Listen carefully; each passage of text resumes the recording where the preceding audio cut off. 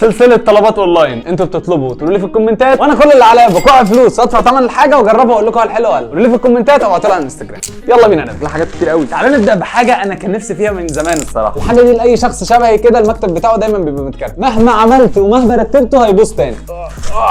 بسم الله، والله نايس. استنى بس خلينا نفتحه كده الاول. انتوا شايفين انا شايفه ده درج، تمام؟ درج انت بتشتريه طبعا، ممكن تشتري 1 2 3 10 تحطهم فوق بعض، دي القاعده بتاعته زي ما انتم شايفين كده. وده الدرج من فوق بتحط عليه درج 2 3. الدرج الواحد بحوالي 50 جنيه، حاجه زي كده ب 50 جنيه حلوه جدا الصراحه. اليد بتاعته دي رابر، من الواضح انها ضعيفه شويه فممكن تقطع مع الوقت، خلي بالكم، بس هو كدرج فهو متقفل حلو جدا. خلينا نجربه كده ونشوف شكله هيبقى عامل ازاي. زي ما انتم شايفين كده المكتب بتاعي متكركب بطريقه غبيه الصراحه. تعالوا بينا بقى نحط فيه الحاجات المهمه، يعني مثلا زي ايه؟ شاحن البطاريات ده مثلا، دي مشكلتها بقى، ما تدخلش نوت بوك. ندخل الاضاءه دي، شمع، قلم، مفك، حبه الفلاشات دول. والله نايس يا شباب، لا حلو جدا. شايفين كده شكل السيت اب بقى منظم جدا الصراحه. ما تنساش تعمل الفيديو لايك وتعمل لي متابعه. سلام.